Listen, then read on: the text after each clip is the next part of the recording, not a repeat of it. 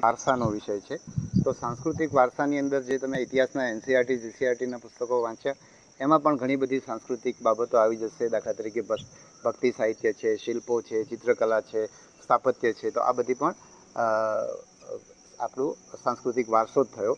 પણ એ સિવાય જે લોકો જીપીએસસીની પરીક્ષાઓ આપે છે, એમાં લગભગ દરેક પરીક્ષાની અંદર એ ડેપ્યુટી એસઓની પરીક્ષા હોય કે વેચાણવેરા અધિકારીની પરીક્ષા હોય કે બધી પરીક્ષાઓની અંદર સાંસ્કૃતિક વારસાનો અભ્યાસક્રમ છે.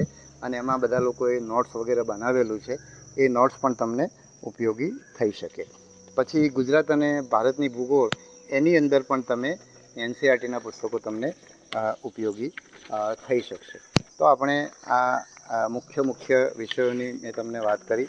ફરીવાર હું સમરી કરું તો બંધારણની અંદર એનસીઆરટીના પુસ્તકો, એ સિવાય માહિતી આપતા હોય એવા જીસીઆરટીના પુસ્તકો, અથવા તો તમારું માર્કેટમાં રેડી